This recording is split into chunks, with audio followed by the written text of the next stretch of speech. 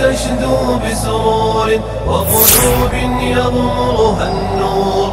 الكل يناجي خالقه برحاب البيت المعمور بنفوس تشدو بسرور وقلوب يغمرها النور.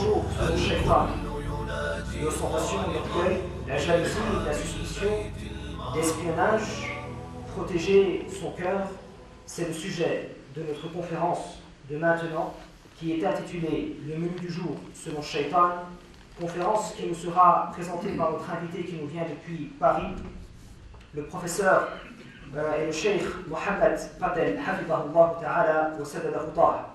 Le professeur Mohamed Patel, membre de ASERFI, également membre du service islamique de la Réunion, diplômé en qira'at et diplômé en sharia et en qira'at de l'université Zakaria de Johannesburg. Il est notamment intervenant dans plusieurs séminaires concernant des thématiques de la finance. Sans plus tarder, je lui céderai la parole. فليتفضل الأستاذ الحبيب محمد باتل مشكورا مأجورا.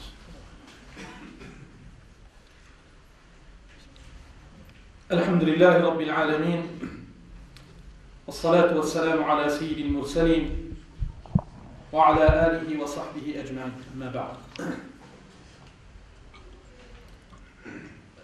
Mes frères et sœurs, le thème que nous allons aborder, Inch'Allah, durant l'heure qui suit, concerne donc une thématique assez croustillante, c'est le menu du jour. Mais un menu assez particulier parce qu'il nous est proposé par Shaitan. Alors avant d'aborder les éléments qui composent ce menu, je vous propose juste de faire un petit bond dans le temps. Un bond en arrière dans le temps et de remonter à un incident qui avait eu lieu au tout début de la création et qui a été justement à l'origine de notre venue dans ce monde. Vous connaissez l'histoire. C'est lorsque Allah subhanahu wa ta'ala il ordonne à Iblis, qui pourtant a passé des années dans les cieux à l'adorer aux côtés des anges, Allah subhanahu wa ta'ala il a créé Adam alayhi salatu wassalam et il ordonne à Iblis de se prosterner devant Adam alayhi salatu wassalam. Et Iblis il refuse. Il refuse. Et en retour, Allah subhanahu wa ta'ala le maudit. Dès qu'il a été maudit, Iblis, la première chose qu'il fait, c'est qu'il fait une dua. Il invoque Allah subhanahu wa ta'ala. Et qu'est-ce qu'il demande à Allah? Toujours dans son délire. Il dit à Allah que voilà, en fait, ce qui m'est arrivé, c'est à cause de Adam. Alayhi salatu wassalam. Et si tu me laisses en vie jusqu'à la fin des temps, eh bien je vais faire en sorte qu'un maximum de ses descendants vont me suivre en enfer. Et donc il demande à Allah de lui accorder la vie jusqu'à la fin des temps, jusqu'au jour du Qiyamah. Allah subhanahu wa ta'ala il accepte. Et juste après, Allah subhanahu wa ta'ala lui dit quelque chose qui nous est relaté dans un verset du Coran, un verset de la sourate Bani Israël. Allah subhanahu wa ta'ala il s'adresse à Iblis et qu'est-ce qu'il lui dit? وَاسْتَفْزِزْ مَنِ اسْتَطَعْتَ مِنْهُمْ بِصَوْتِكَ. Excite par ta voix ceux d'entre eux que tu peux. Allah il a donné donc la possibilité à Shaitan d'égarer l'être humain. Et il dit à Iblis que maintenant, essaie d'exciter ceux d'entre eux que tu pourras par ta voix. Et ensuite, وَأَجْلِبْ عَلَيْهِمْ بِخَيْلِكَ وَرَجِلِكَ. Rassemble contre eux ta cavalerie et ton infanterie. وَشَارِكْهُمْ فِي الْأَمْوَالِ وَالْأَوْلَادِ. Associe-toi à eux dans leurs biens et leurs enfants. وَعِدْهُمْ. Et fais-leur des promesses. وَمَا يَعِدُهُمُ الشَّيْطَانُ إِلَّا غُرُورًا. Et Allah il dit que le diable, il ne fait que des promesses mensongères. Allah subhanahu wa ta'ala, dans ce verset du Coran, qu'est-ce qu'il nous montre? Il nous montre que Iblis, Shaitan, eh bien, il dispose de 4 moyens principaux pour influencer l'être humain. Parce que c'est bien de cela dont il s'agit. Iblis, il a demandé la possibilité de pouvoir égarer l'être humain jusqu'à la fin des temps. Allah lui a donné cette possibilité. Et Allah, dans le verset, nous donne les 4 voies, les 4 moyens dont Shaitan nous dispose pour nous égarer. Le premier moyen, c'est par les facultés sensorielles, ce que nous percevons par nos sens. C'est ce qu'Allah dit, par la voix.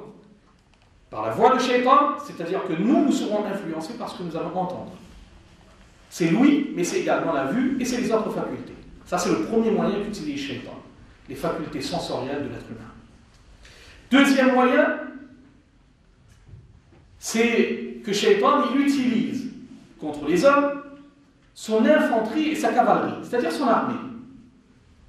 Et qui compose l'armée de Shaitan? Eh bien, les Mufassirin, le commentateur du Coran, ils nous expliquent, ils nous disent que l'armée de Shaitan n'est composée par personne d'autre, si ce n'est par d'autres démons, mais également tous les êtres humains qui incitent les autres à faire le mal.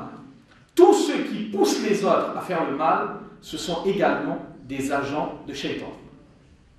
Donc ça, c'est le deuxième moyen. Et le deuxième moyen, c'est quoi? C'est que finalement, Iblis, il va disposer d'alliés parmi les gens qui nous entourent, qui par l'intermédiaire des péchés que nous allons faire, vont nous faire suivre la voie de Shaitan. Deuxième moyen. Troisième moyen, qui nous est énoncé dans le verset « Associe-toi à eux dans leurs biens et leurs enfants. » Shaitan, il va pouvoir utiliser les sentiments que nous avons. La voie de nos sentiments, la voie du cœur. Il va utiliser ces sentiments qui sont naturels. Aimer ses enfants, aimer ses biens, ça fait partie de la nature humaine. Mais Shaitan, il va utiliser ces sentiments qui font partie de la nature humaine pour nous pousser à quitter la voie. Ça, c'est le troisième moyen. Et enfin, le quatrième moyen, fais-leur des promesses, c'est-à-dire qu'il peut accéder directement à notre conscience, à notre esprit et à notre cœur. Directement. Ça, c'est les 4 moyens que Shaitan dispose pour nous influencer. Alors justement, aujourd'hui, comme nous avons à traiter de ce menu du jour selon Shaitan, nous allons nous concentrer sur les moyens, enfin tous les moyens, il n'est pas possible de tous les citer, juste un certain nombre d'entre eux, qui constituent les moyens que Shaitan utilise le plus fréquemment pour égarer l'être humain. Et quels sont ces moyens? Ce sont justement le troisième, le quatrième moyen. Le fait de jouer sur les sentiments, d'accéder au cœur par les portes internes de notre cœur et de jouer sur notre esprit et notre conscience, ça, ce sont les voies que Shaitan utilise le plus souvent. C'est ce que l'imam Ghazali, rahimahullah, il écrit. Et justement, Shaitan, qu'est-ce qu'il va faire? Comme nous l'avons évoqué il y a quelques instants, il va utiliser des sentiments qui font partie de la nature humaine, qui, tant qu'ils restent dans un certain cadre, dans une certaine limite, ne sont pas forcément condamnés en soi. Mais Shaitan, justement, il va pousser l'être humain à faire en sorte que ces sentiments dépassent l'acceptable. Et il va les faire sombrer dans les péchés que nous allons voir. Et les péchés que nous allons voir, ce sont... Donc, je ne sais pas si le temps nous permettra d'aborder tous les péchés, on essaiera. On essaiera, Inch'Allah, avec l'aide d'Allah. Donc, on va essayer de voir d'abord, dans un premier temps, l'ostentation, ce que l'on appelle en arabe adriya. On abordera la question de al-kibr, l'orgueil, al-hasad, la jalousie, su'udhan, la suspicion, les mauvaises pensées à l'égard d'autrui. Et puis, de façon plus générale, on essaiera de voir combien il est important que l'être humain, justement, il sécurise ces voies que Shaitan utilise pour accéder à son cœur. Parce que finalement, la clé de tout, c'est le cœur. Le cœur, entre guillemets, parce qu'en arabe, c'est beaucoup plus que le cœur. Le terme arabe qui est employé, c'est al-qalb. Al-qalb, on traduit par le cœur, mais on va voir, c'est beaucoup plus que le cœur. Donc on va commencer par la première voie, le premier chemin qu'utilise Shaitan pour nous influencer. Ce chemin, c'est celui de l'ostentation. Alors vous savez, cela fait déjà des années, des dizaines d'années, que nous avons une réflexion qui est récurrente à la communauté. Quand on regarde les événements qui se succèdent, et ça s'accélère ces derniers temps, il y a une réflexion qui vient souvent, c'est que la fin des temps est proche. c'est pas juste une réflexion, c'est que quand d'un côté on lit les signes qui avaient été annoncés par le prophète alayhi salatu wassalam, et qui sont justement des signes qui montrent la proximité d'Al-Qiyamah. Et quand on regarde notre société dans laquelle on vit, notre environnement, on se dit qu'il y a quand même quelque chose. Il y a des signes qui ne trompent pas. Il y a des choses qui sont en train de se réaliser devant nos yeux, qui nous avaient été annoncées. Et notamment, quand on voit ces signes se réaliser, cela signifie qu'une chose. Cela signifie que l'une des plus terribles fitnas et épreuves qui n'ait jamais été dans ce monde est sur le point de se réaliser. Cette fitna, le prophète alayhi salatu wassalam, il en avait parlé. Huzaifa radiyallahu anhu, il raconte, Abdullah ibn Umar radiyallahu anhu, il raconte, il dit qu'une fois, le prophète alayhi salatu wassalam, il s'était mis sur le minbar, il avait fait un sermon, et dans son sermon, il avait rappelé un certain nombre de choses, comme il le faisait souvent aux compagnons. Il rappelait des choses. Et dans ce sermon-là, en particulier, il a parlé de Ad-Dajjal. Summa dhakara Ad-Dajjal. Il a parlé de Dajjal. Et qu'est-ce qu'il a dit? Inni undirkumuhu. Je vous mets en garde contre Dajjal. Wa ma min nabiyyin illa qad andarahu qawmah. Il n'est venu aucun prophète dans ce monde qui n'ait mis en garde son peuple contre ce Dajjal. Et c'était une fitna. Et le prophète sallallahu alayhi wa sallam nous dit que c'est une fitna terrible. Ça va être une épreuve terrible pour les croyants que de résister face à Dajjal. Et le prophète alayhi salatu wassalam, c'est vous dire, le prophète alayhi salatu wassalam lui-même, quand il faisait les invocations, quelles invocations il faisait notamment? Allahumma inni a'udhu bika, et dans son invocation il y avait wa min fitnatil masihid Dajjal.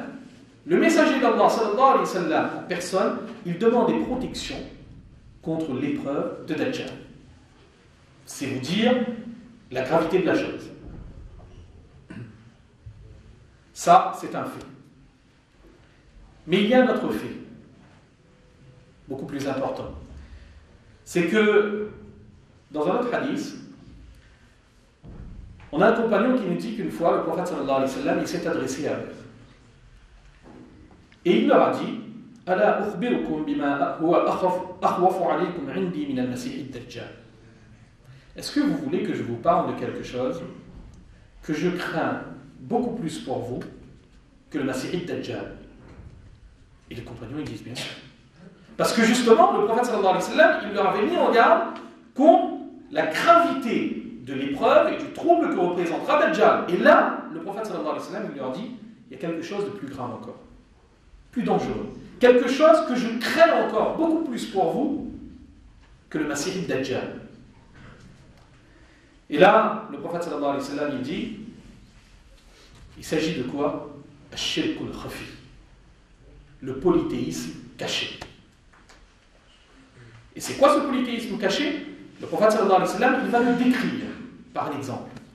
Yaqumu ar-rajul fayusalli. C'est notamment le cas lorsque l'être humain il se met debout pour prier.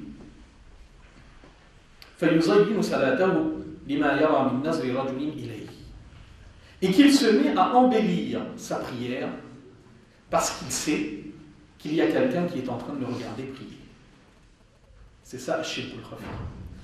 Et le prophète sallallahu alayhi wa sallam, en fait, vous aurez compris, ce dont il nous parle ici, c'est de l'ostentation. C'est ce que l'on appelle al-riya. C'est ça, l'ostentation.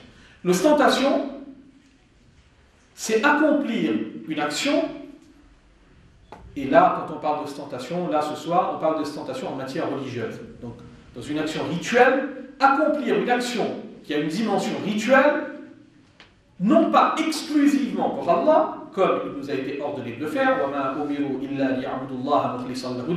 ce qui nous a été ordonné, c'est d'adorer exclusivement Dieu. Mais l'ostentation, c'est justement une contrariété par rapport à ça. C'est que lorsqu'on agit, on agit pour autre que Dieu, et pour Dieu, ou bien pour autre que Dieu seulement. Ça dépend. Mais ce sera dans tous les cas du riya, de l'ostentation. Et le prophète alayhi salatu wassalam, vous aurez remarqué le terme qu'il emploie pour qualifier cette ostentation. Il parle de Ash-Shirkul Khafi. D'abord, il parle de shirk. Alors c'est vrai que l'ostentation, ce n'est pas un shirk, ce n'est pas un polythéisme qui fait sortir de l'islam. Oui, mais il n'en reste pas moins que le prophète l'a qualifié de shirk. Parce qu'au fond, lorsqu'on agit et qu'on a l'intention de bien se faire voir d'autrui, ça veut dire que dans l'acte qu'on a accompli, on a associé autre que Dieu à Dieu. C'est aussi simple que ça. C'est une forme de shirk. Mais ce qui est plus redoutable encore, c'est que le prophète sallallahu alayhi wa sallam, il parle de al-khafi. C'est quelque chose de subtil, de caché. Et c'est ça qui augmente sa gravité. C'est ça qui fait que al-riya, c'est quelque chose de terrible. Terrible. Parce que, justement, al-riya, vu qu'il se situe au fond du cœur, et que ce n'est généralement pas quelque chose de visible. C'est vrai que les actions que l'on fera, comme le prophète sallallahu alayhi wa sallam il a dit, on embellira un peu plus sa salat. Ça aura une certaine manifestation, une certaine extériorisation. Mais dans le principe, ça va se jouer au niveau du cœur. Et le riya, justement, il peut rester, l'ostentation peut rester dissimulée dans le cœur pendant très longtemps. Très longtemps. Et pourquoi c'est très grave? Pour deux raisons. Premièrement, parce que ce riya,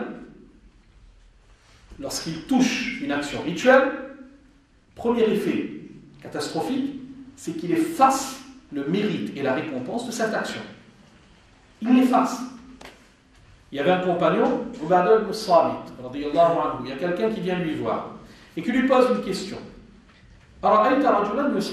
Que penses-tu de quelqu'un qui prie, yabtaghi wajha Allah, et qui a envie de faire plaisir à Dieu, qui recherche la face de Dieu, mais, parce qu'il y a toujours un mais,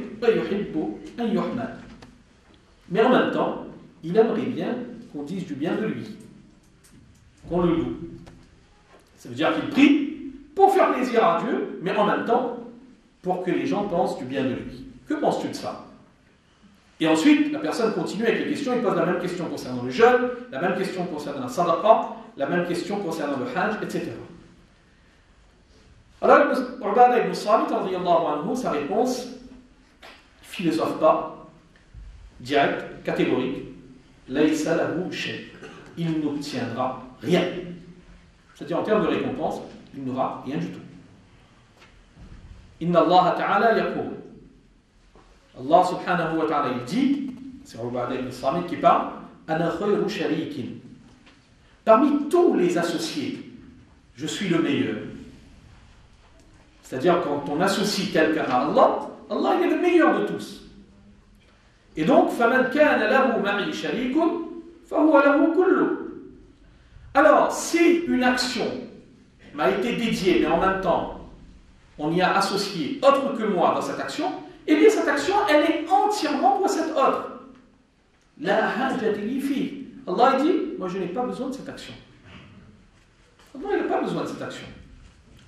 Et ça va exactement dans le sens que le prophète alayhi salatu wassalam, il disait dans un hadith, quand dans un hadith, il est dit qu'à une occasion, il y avait quelqu'un qui avait posé la question au prophète sallallahu alayhi wa sallam concernant Ash-Shirk al-Asghar.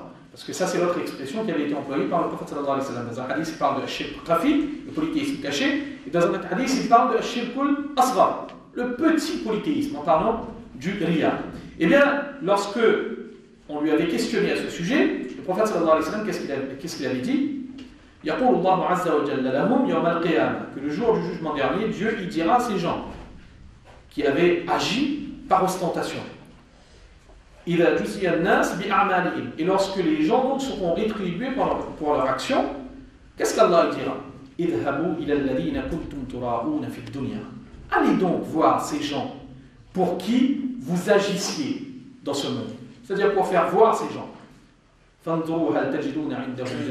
regardez donc si vous arrivez à trouver une quelconque rétribution auprès de ces gens. Donc, premier effet du riya, c'est qu'il annihile, il efface, il détruit l'action que l'on accomplit. Ce qui en soi est déjà catastrophique. Mais ça ne s'arrête pas là. Ça va beaucoup plus loin. Ça va beaucoup plus loin parce que le prophète sallallahu alayhi wa sallam, dans un autre hadith, qu'est-ce qu'il nous dit? Que parmi les premières personnes qui seront jetées dans le feu le jour du jugement dernier, eh bien 3 d'entre elles seront justement châtiées à cause de l'ostentation. Il y aura celui qui aura lu le Coran dans ce monde, mais qui aura lu le Coran, enseigné le Coran pour montrer aux gens. Eh bien Dieu lui dira que tu as lu le Coran pour qu'on dise de toi que tu es un qari. Ça a été dit. Maintenant, va en enfer. Il en sera de même pour le mujahid fi sabilillah, celui qui s'était sacrifié dans la voie de Dieu, et de la même façon pour celui qui avait dépensé de l'argent pour la cause divine, mais qui n'était pas sincère, qui avait fait preuve d'ostentation. Eh bien, à chaque fois, Allah subhanahu wa ta'ala lui dira Kadhibta, tu as menti. Parce qu'Allah lui demandera pourquoi tu as agi. Et là, ils diront que voilà, moi j'ai agi pour toi, etc. Allah dira Kadhibta, tu es un menteur. Et ils seront jetés en enfer. Ça, ce seront les premières personnes qui seront jetées en enfer. Pourtant, ils auront accompli les a'mal salihah, les bonnes actions. Ceux que justement nous considérons qu'ils constituent le moyen de notre salut dans notre monde. Ils l'auront fait, mais c'est juste qu'ils ne l'auront pas fait correctement. Alors non seulement les actions seront effacées, mais en plus ils constitueront un facteur de perdition, un facteur pour être jetés en enfer. Alors ça, nous l'avons compris, c'est la gravité du riya, de l'ostentation. Quand on a compris la gravité du riya, la deuxième question, le deuxième problème qui se pose forcément, c'est se poser la question, mais est-ce que ça nous concerne nous? C'est bien beau de raconter, ouais, tout ça c'est dans les hadiths, mais en gros, moi, j'ai pas de problème avec le riya. Oui. Alors il y a le diagnostic à faire. Vous savez, c'est comme l'alcotest. Il y a un petit test à faire. Et ce petit test, Ali radiyallahu anhu, c'est lui qui nous le donne. C'est un petit test qu'il faudra faire régulièrement. Et Ali radiyallahu anhu, qu'est-ce qu'il dit? Lil mura'i alamat. Pour celui qui a de l'ostentation, qui a du riya, eh bien il y a des signes qui montrent que voilà, le riya, l'ostentation, elle est présente. C'est quoi les signes?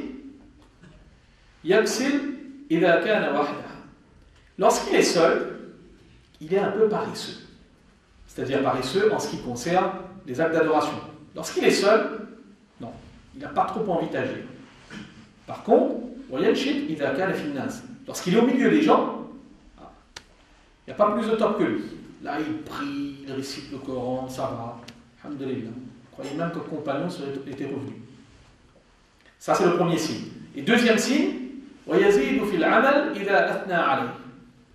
il multiplie les actions tant qu'on dit du bien de lui. Quand on le glorifie, on dit que tu fais des choses très bien. Là, il travaille, il agit pour la cause du dîn. Par contre, lorsqu'on le critique, là, il arrête. Ça, c'est le diagnostic. Alors, c'est à chacun de faire son diagnostic et de se dire, est-ce qu'on rentre dans ces critères ou non? Si on ne rentre pas, alhamdulillah, excellent. Par contre, si on voit qu'on répond à ces critères, on a un problème. C'est que, quelque part, le riya, il est là. L'ostentation, il est là. Alors, ça c'était le deuxième point. Forcément, la question, oui, si j'ai le riya, si j'ai l'ostentation, si j'ai les graines de l'ostentation dans mon cœur, je fais comment? Qu'est-ce que je fais? Alors là aussi, citer tous les moyens qui nous ont été donnés par le Coran, la Sunna, par les ulama, etc., c'est pas possible. On a un laps de temps très limité. Juste revenir sur 2 moyens qui, Inch'Allah, peuvent être très efficaces pour lutter contre l'ostentation. Je ne dis pas que ce sont des moyens aisés, faciles. Je dis juste que c'est efficace. Parce que c'est jamais simple. Vous savez, il est toujours simple de faire des choses physiques, matérielles. Ça, c'est simple. Mais travailler sur son cœur, c'est extrêmement difficile. Donc ça demande beaucoup plus d'efforts que l'effort physique. Mais ce sont des moyens qui existent. Le premier moyen, c'est que, vous savez, le mot riya, en arabe, il dérive de la même racine que ru'ya, qui veut dire voir, regarder. Donc, quand on quand on a le riya, l'ostentation, on l'aura compris, on agit pour le regard des autres. Donc ça c'est une première chose. Et quand on agit pour le regard des autres, l'intérêt de la chose c'est quoi? C'est qu'il peut y avoir deux intérêts. Soit on a envie de se préserver du mal que les autres peuvent nous causer, donc on se fait une place dans la société, ou soit on a envie que les gens ils disent du bien de nous. On se fait un nom dans la société. Ça c'est généralement l'objectif de l'ostentation. On agit pour justement pour se faire une place. Alors, forcément, si on veut lutter contre l'IA, eh bien c'est à ce niveau qu'il faudra travailler. Et il faut se dire deux choses. Premièrement, chercher la reconnaissance des autres. C'est quelque chose de purement matériel. C'est un objectif purement matériel, ça n'a strictement rien de spirituel. Et lorsqu'on fait quelque chose de matériel qui va à l'encontre des ordres d'Allah, le problème, c'est qu'on ne sait même pas, rien ne nous garantit qu'on va atteindre notre objectif. C'est ce que les savants nous disent en commentant un verset du Coran. Allah subhanahu wa ta'ala dit Man kana yuridu al-ajila. Celui qui recherche exclusivement ce monde. Al-ajila, c'est ce monde, ce qui est juste devant lui. Ajjalna lahu. Eh bien, nous lui accorderons ce monde, ce qu'il veut. Mais attention, Allah dit que si on le veut, il nous donnera. Mais il y a une condition, il y a deux limites qui sont posées. Ajjalna lahu ma nasha'u liman nurid. Nous accorderons ce que nous voulons à qui nous voulons. Ça veut dire que lorsqu'on court derrière les choses matérielles, on n'est même pas sûr que l'on pourra atteindre notre objectif. Il n'y a aucune garantie. Contrairement, alors que dans le verset suivant, Allah dit وَمَنْ كَانَ يُرِيدُ الْآخِرَةَ وَسَعَى لَهَا سَعْيَهَا وَهُوَ مُؤْمِنٌ فَأُولَٰئِكَ كَانَ سَعْيُهُمْ مَشْكُورًا. Que ceux qui œuvrent pour l'autre monde et qui font des efforts, eh bien eux, ils ne seront jamais perdants. Pour l'au-delà, il y a une garantie. Mais pour les choses de ce monde, il n'y a jamais une garantie. Jamais. Donc, qu'est-ce qu'on fait? En adoptant l'ostentation, on est en train d'hypothéquer toutes nos chances que constituent nos bonnes actions pour un objectif qu'on n'est même pas sûr d'atteindre. Aucune garantie. Parce que vous savez bien comment c'est. Même si aujourd'hui on arrive à avoir la reconnaissance de la communauté entière, pendant 15 ans, on était le meilleur de la communauté, parfois il suffit d'une faute. Et parfois c'est même pas une faute, c'est une rumeur pour tout détruire. C'est ça la communauté humaine. Donc ça, gardez ça à l'esprit, que finalement, ça n'en vaut pas la peine. Et deuxième chose, c'est que quand on agit pour le regard des autres, on l'a dit il y a un instant, c'est que l'objectif, au fond, c'est de se faire une place, de se protéger, de se positionner dans la société. Parce que finalement, au fond, on croit et on est convaincu que ce qui va nous aider, ce sont les hommes. Et c'est là la deuxième erreur. Parce qu'Abdullah ibn Abbas, qu'est-ce qu'il nous dit dans le célèbre hadith? Dans le célèbre hadith, que le prophète sallallahu alayhi wa sallam, il donne des conseils. Abdullah ibn Abbas, il lui dit, en substance, que si Dieu il a décidé quelque chose de bien pour toi, même si l'humanité entière s'unissait pour l'empêcher de se réaliser, ça se réaliserait quand même. Et si Dieu il a destiné quelque chose de mal pour toi, même si l'humanité entière s'unissait pour te protéger, il ne pourrait strictement rien faire. C'est là l'erreur. C'est que justement, on s'est trompé d'orientation. Plutôt que de chercher l'aide là où il se trouvait vraiment, on cherche l'assistance et la reconnaissance là où on ne risque de trouver rien du tout, ou du moins rien d'efficace. Ça, c'est donc le premier moyen. C'est un travail sur sa conscience. Et deuxième moyen, dans un hadith apporté par Anas radiyallahu anhu, le prophète sallallahu alayhi wa sallam dit Man faraqa ad-dunya ala al-ikhlas lillahi wahdahu la sharika lahu. Celui qui arrive à quitter ce monde avec la sincérité dans son cœur, il a la sincérité, c'est-à-dire qu'il est protégé de l'ostentation. Raqama as-salat, et qu'il a accompli la salat, wa ata az-zakat, et qu'il a quitté de la zakat, c'est-à-dire qu'il a accompli également les obligations qui reposaient sur lui. Faraqaha wallahu anhu radi. eh bien il quittera ce monde alors que Dieu est satisfait de lui. Et vous savez, les savants ils nous disent, par rapport à un verset du Coran, dans la sourate At-Tawbah, Allah subhanahu wa ta'ala, dans un verset de la sourate At-Tawbah, il mentionne les bienfaits du paradis, un certain nombre de bienfaits. Et après avoir mentionné les bienfaits du paradis, etc., Allah subhanahu wa ta'ala dit le contentement de Dieu dépasse tout.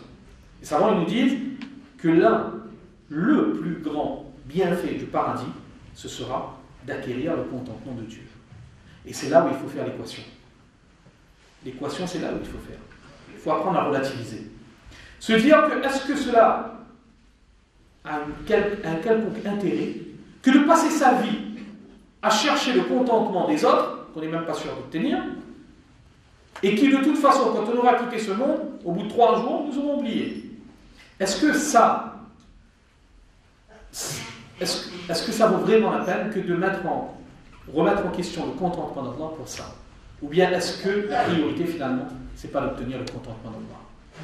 Et c'est ça qu'il faut apprendre à relativiser.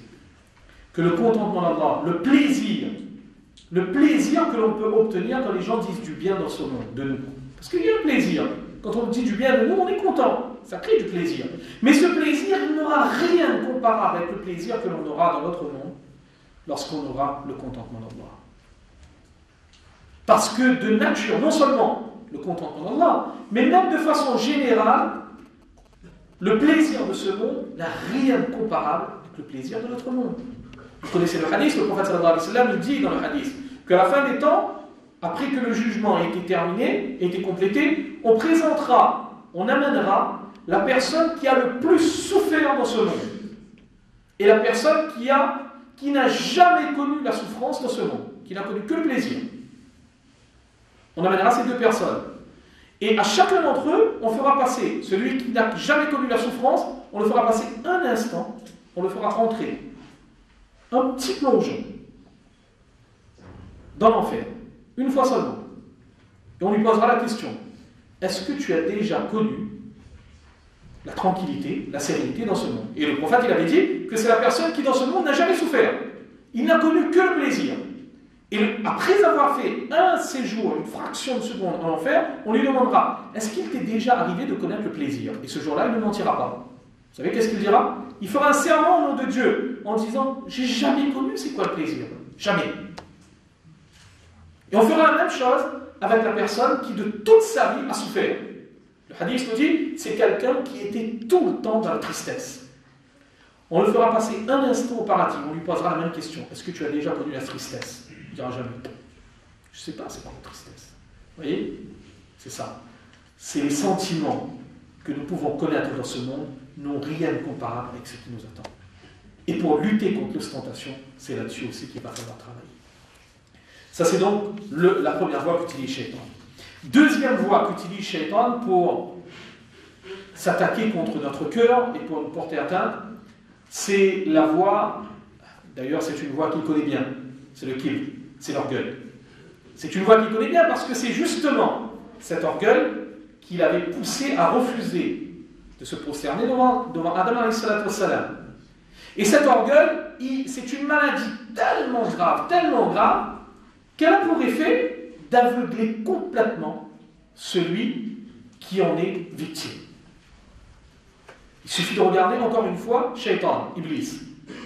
Lorsqu'il a fait preuve d'orgueil, qu'est-ce qui s'est passé? Lui qui avait adoré Allah pendant des siècles, il se met à débattre. Mais contre qui? Contre Allah. Il débat avec Allah. Que je suis meilleur que lui. Iblis n'était pas un imbécile. Mais il a été aveuglé, justement, à cause de son orgueil. Et c'est ça, le propre de l'orgueil. C'est que l'orgueil, justement, il pousse à l'aveuglement. Et vous savez, le prophète sallallahu alayhi wa sallam, tellement il détestait l'orgueil. Le prophète sallallahu alayhi wa sallam, il était rahmatul lil alamin. Il était une miséricorde pour les mondes. Le prophète sallallahu alayhi wa sallam, nous connaissons, ses épouses nous disent que le prophète sallallahu alayhi wa sallam n'a jamais frappé personne, etc., si ce n'est dans les contextes de guerre. Et que le prophète sallallahu alayhi wa sallam, comment il avait l'attitude en ressortant de Taïf, il n'a pas maudit ces gens qu'il avait lapidés jusqu'à ce que son corps soit ensanglanté. Nous connaissons les histoires. Et pourtant, une fois dans un hadith, qu'est-ce qu'il a dit? Il y a quelqu'un qui est en train de manger devant le prophète alayhi salatu wassalam, et qui mange avec sa main gauche. Et le prophète sallallahu alayhi wa sallam lui dit, mange avec ta main droite. Et il dit, je ne peux pas. Et là, qu'est-ce qui se passe? Qu'est-ce qui se passe? Le prophète sallallahu alayhi wa sallam lui dit, tu ne pourras plus. Tu ne pourras plus. Et depuis ce jour, il ne pouvait plus utiliser sa main droite. Le prophète sallallahu alayhi wa sallam, et dans le hadith, il est dit que la personne avait refusé par orgueil d'obéir au prophète sallallahu alayhi wa sallam. L'orgueil. Regardez l'attitude du prophète sallallahu alayhi wa sallam envers celui qui était coupable d'orgueil. Lui qui était en même temps la miséricorde des mondes. Alors, donc ça c'est la gravité de l'orgueil. On est obligé d'accélérer un peu parce que c'est vrai que le temps passe très vite. Juste une chose par rapport au châtiment qui est réservé à celui qui fait preuve d'orgueil. Ça c'était la condition de celui qui fait preuve d'orgueil dans ce monde. On a vu qu'il mérite la malédiction du prophète sallallahu alayhi wa sallam. Mais concernant notre monde, là aussi, c'est pas très... c'est assez craignos, comme on dit. Qu'est-ce que le prophète sallallahu alayhi wa sallam dit? La yadkhulul jannah man kana fi qalbihi mithqal dharratin min kibr. Celui qui a un atome d'orgueil, la quantité d'un grain de moutarde, on va traduire comme ça, un atome d'orgueil dans son cœur, il n'entrera pas au paradis. Vous imaginez? Une fraction d'orgueil dans le cœur suffit à bloquer l'accès au paradis. Donc, c'est vous dire combien l'orgueil est quelque chose de terrible. Alors, pareil, on a compris la gravité de l'orgueil. Comment faire pour lutter contre l'orgueil? Alors, juste avant d'arriver à ce remède, juste ouvrir une petite parenthèse. C'est qu'aujourd'hui, parce qu'il faut le dire, aujourd'hui, l'orgueil est devenu la source, ou l'une des sources principales des fléaux, des difficultés que rencontre notre communauté.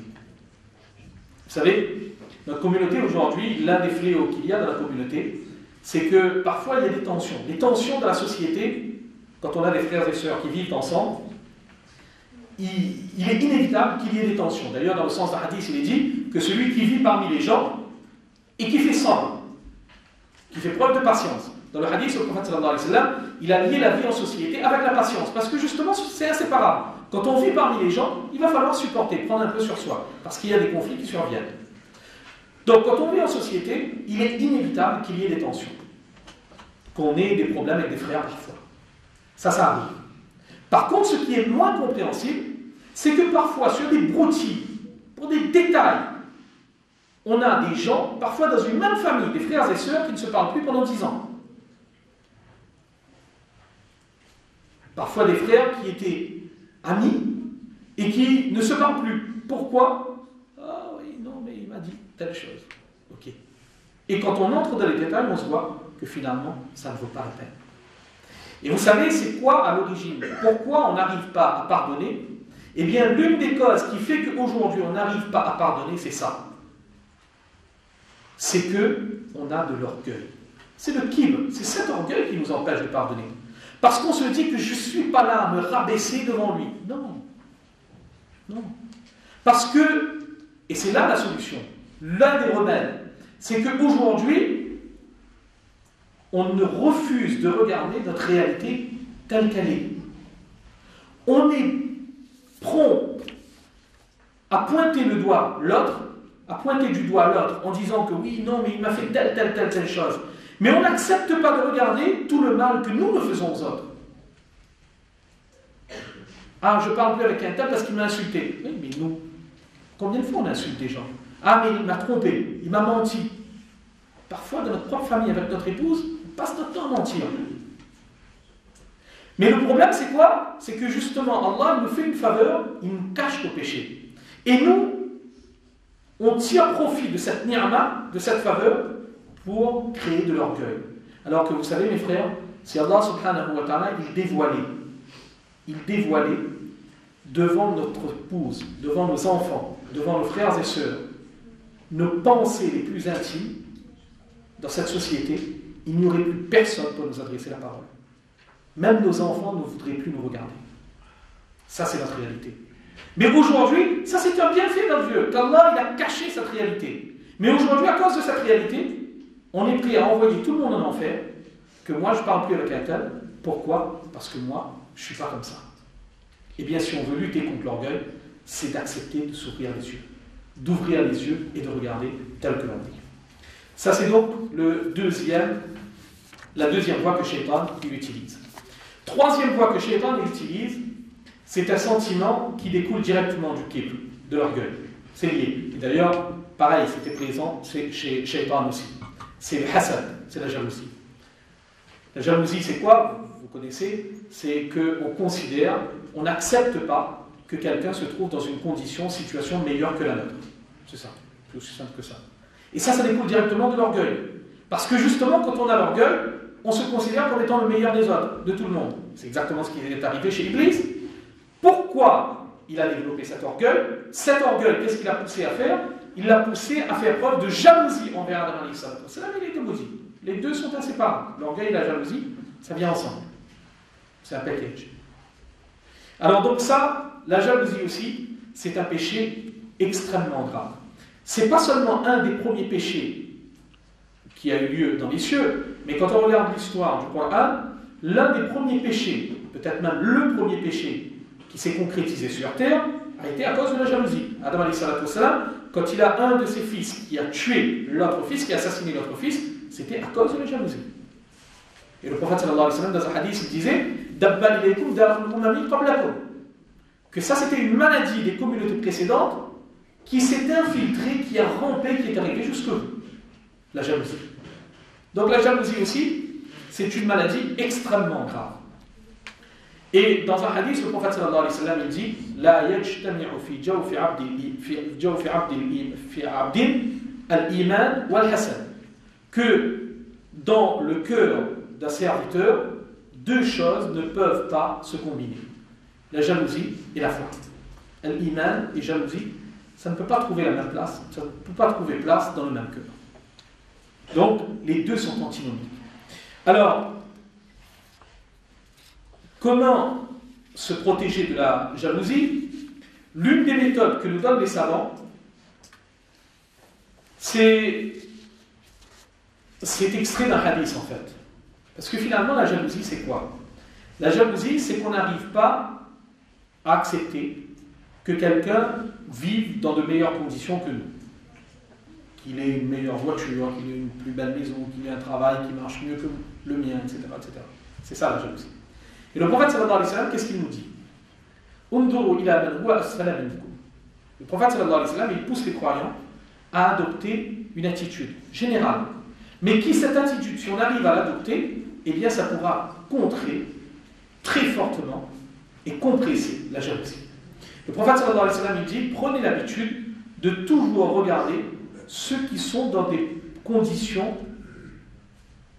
plus modestes que vous, ceux qui sont plus bas que vous.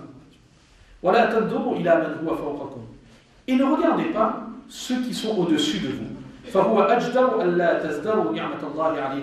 Parce que cela vous permettra de ne pas mépriser le bienfait de Dieu sur vous. C'est ça. L'un des moyens de lutter contre la jalousie, c'est d'apprendre à ne pas toujours regarder ceux qui ont plus que nous. Se dire que si un tel ou une telle a plus que moi, mais l'autre juste à côté, j'ai beaucoup plus que lui. Et pour ça, déjà, je dois faire preuve de gratitude envers Allah. Et quand on aura développé cette conscience de la gratitude, eh bien ça nous protégera du hasad, de la jalousie. Ça, c'est donc un moyen qui nous permet de protéger de la jalousie. Autre voie que Shaitan il utilise pour nous abattre et pour nous contrer, pour nous pousser vers l'égarement, c'est celui de la suspicion, les mauvaises pensées que l'on entretient envers autrui. Alors, on a vu que l'orgueil, il pousse à l'apparition de la jalousie. Et la jalousie, justement, pousse à l'apparition de la suspicion. Parce que quand on est jaloux des autres, qu'est-ce qui va se passer? La jalousie, malheureusement, ce n'est pas un péché qui reste dans le cœur. La jalousie, que l'on vient de voir, c'est un péché qui va nous pousser, qui va nous ronger. Qui va nous ronger, c'est vraiment ça.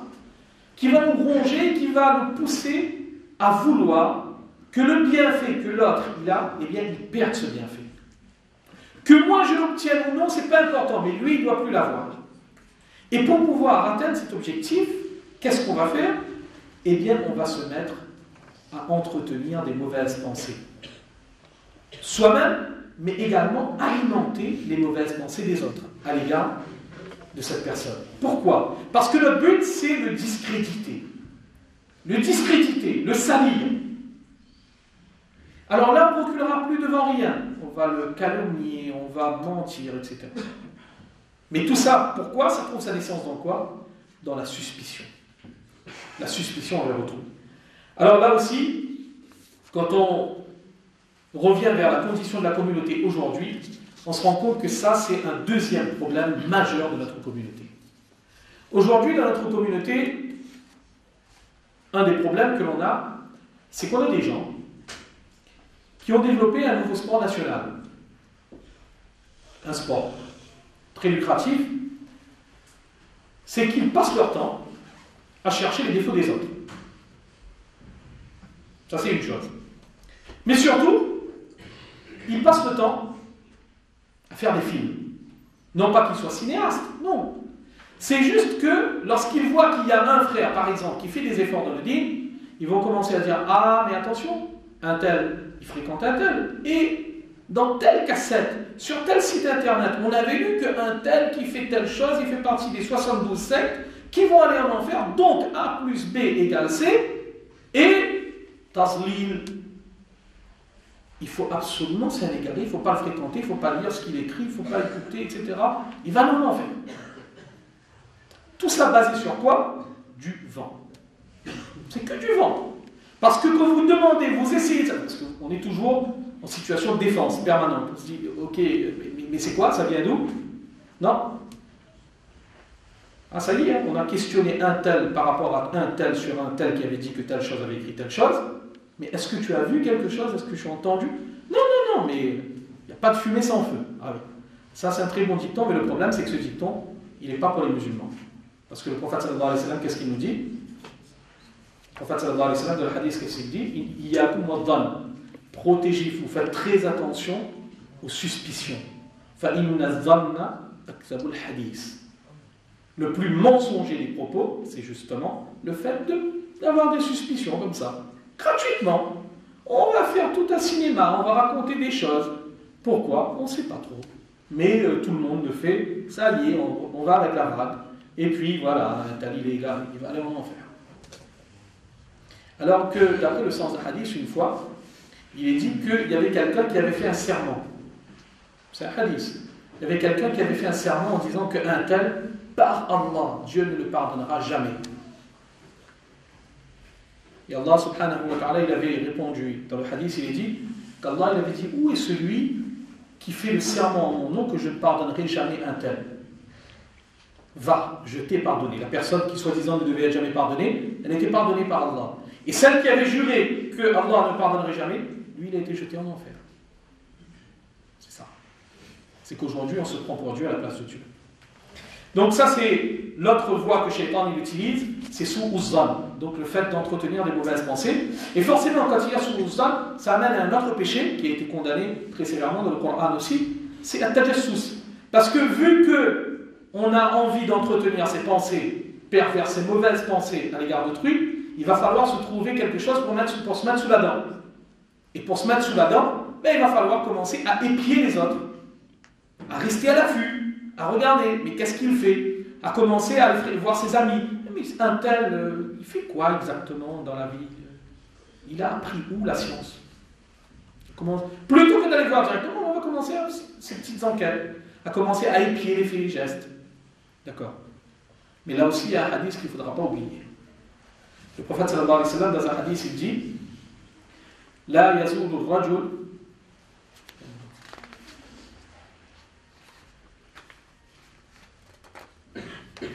Le prophète sallallahu alayhi wa sallam dit Ya ma'ashara man amana bi lisanihi wa lam yadkhul al-iman qalbah.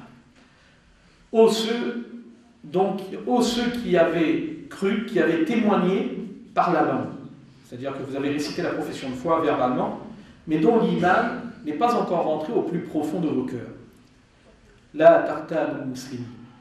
Ne faites pas la médisance des musulmans. Ne médisez pas les musulmans. Wala tattabi'u awratihim. Et ne restez pas à l'affût de leurs défauts cachés. Awrat, c'est les défauts cachés. فَإِنَّهُ مَنْ تَتَبَّعَ عَوْرَاتِهِمْ يَتَّبِعُ اللَّهُ عَوْرَتَهُ. Parce que celui qui reste à l'affût des défauts cachés des autres, Allah restera à l'affût de ses défauts à lui. وَمَنْ يَتَّبِعُ اللَّهُ عَوْرَتَهُ يُفْزِحْهُ فِي بَيْتِهِ. Et celui dont Allah il reste à l'affût de ses défauts, Allah le déshonorera dans sa propre maison, dans son foyer. Faire extrêmement attention lorsqu'on a envie d'aller espionner les autres, de se dire qu'en retour, il faudra faire attention au retour de la baguette. Ça, c'était donc la quatrième voie que Shaitan utilise. Alors, je l'avais dit au départ, traiter de tous ces sujets en 1 heure, c'est pas possible. De façon générale, il y a énormément de voies comme ça, internes, des voies internes relatives au cœur, que Shaitan utilise pour nous influencer. Et c'est pour ça que l'une des priorités que nous avons aussi, c'est d'agir pour protéger notre cœur. Parce que vous savez, le cœur, c'est la clé de tout. Alors, je l'avais dit tout à l'heure, je traduis par cœur, mais en arabe, le mot exact en arabe, c'est qalb. Si vous prenez les écrits de nos savants, qui nous expliquent que veut dire qalb exactement, vous verrez que, notamment, si vous lisez l'imam Ghazali, rahimahullah, il vous donne une définition très détaillée de ce que représente exactement la notion de qalb. Qalb, c'est pas seulement le cœur.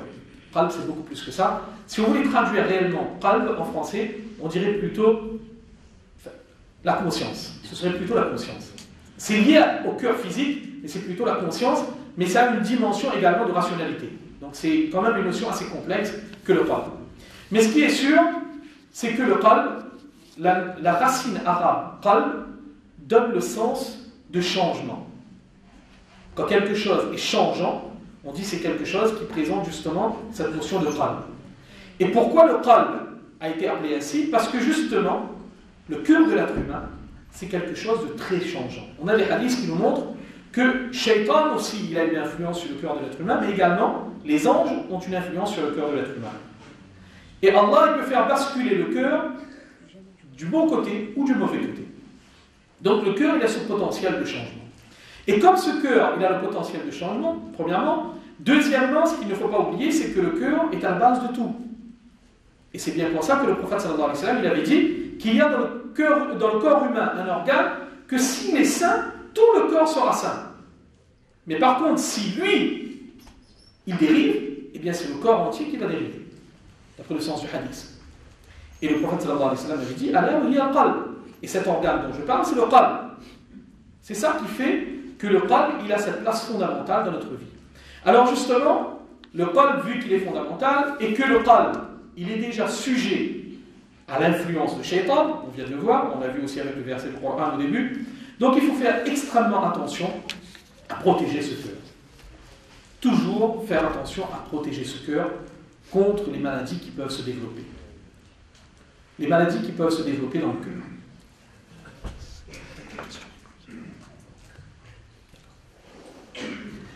Donc ces maladies qui peuvent se développer dans le cœur, on l'a vu, elles peuvent être différentes, nombreuses. La priorité que nous avons, c'est de faire en sorte que quand il y a une maladie qui apparaît, c'est déjà de la détecter. Parce que vous savez, on ne peut pas traiter une maladie si on n'est même pas conscient qu'on est malade. La priorité, ça va être de détecter cette maladie. On l'a vu, le riya, c'est shirkul khafi, c'est déjà quelque chose de subtil. Le kibr, c'est pareil, parce qu'on pourra toujours dire que moi, l'orgueil, j'ai pas d'orgueil. Au contraire, je suis votre humble serviteur. On pourra toujours dire ça. Et de la même façon, pour le hasad, c'est pareil. On pourra dire, moi, je suis jaloux de personne. Alhamdulillah. Je suis jaloux de personne. Ouais. Mais ça, ce sont les prétentions. Après, on l'a vu comme avec Ali, radiyallahu anhu, il faut mener l'analyse, voir. Alors justement, la priorité qui se pose pour nous, c'est de détecter le plus rapidement possible ces maladies qui se développent dans le cœur. Alors, comment développer ces maladies comment développer la détection de ces maladies? Eh bien, les savants ils nous donnent différents moyens, mais 3 moyens. Rapides, parce qu'on va conclure. Le premier moyen, c'est de se rechercher un ami sincère et franc. On insiste bien sur ces deux qualités, sincère et franc. Parce que le problème aujourd'hui, on a beaucoup d'amis, mais ce sont de faux amis. De faux amis. Vous savez pourquoi? Parce que quand ces amis, ils nous voient faire le mal, ils ne nous disent rien. Ils n'ont pas envie de nous indisposer. Ils nous disent ce qu'on a envie d'entendre. Nous, on croit que c'est ça un bon ami. Alors que Omar radiyallahu anhu, qu'est-ce qu'il disait? Omar radiyallahu anhu, il disait qu'Allah fasse miséricorde à celui qui me montre mes défauts. C'est ça le véritable ami. C'est celui, comme le dit le hadith, al-mu'min mir'atul mu'min. Il doit être un miroir pour nous. Et vous savez, un miroir, si on a une tache sur le front, quand on va se mettre debout devant le miroir, juste pour nous faire plaisir, il ne va pas cacher cette tache. Il va nous dire, mais attends, il y a un problème. Il y a une tache là. Bon, le miroir, il ne parle pas. C'est juste qu'il va nous montrer la tache. Et de la même façon, on n'a jamais vu quelqu'un se mettre en colère contre un miroir. Lorsqu'il voit qu'il a une tache, il commence à frapper le miroir en disant, non mais ça va pas, tu me montres une tache. Non. Il va dire que le miroir m'a rendu un service. Il m'a montré ce qui n'allait pas. Eh bien, le musulman, c'est exactement comme ça qu'il doit être avec son frère. C'est que, un, le frère doit lui montrer ce qui ne va pas, et deux, lorsque le frère lui montre ce qui ne va pas, il fait comme Omar radiyallahu anhu. Rahimahullah. Que Dieu te fasse miséricorde, parce que tu m'as aidé à détecter une faiblesse. Ça, c'est donc le premier moyen. Trouver des amis sincères et francs. Deuxième moyen que nous donnent les savants. Ils nous disent que si on n'est pas capable de trouver des amis sincères, parce que c'est vrai, c'est une denrée rare, eh bien, au moins, il faut pouvoir savoir tirer profit de ses ennemis. C'est assez étrange qu'on puisse dire ça, mais bon, c'est ce que nous disent les savants.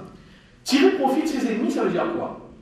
Vous savez, l'œil de l'animosité, il va voir des choses que les autres ne voient pas. Quelqu'un qui ne nous aime pas, son attention va se focaliser sur nos défauts.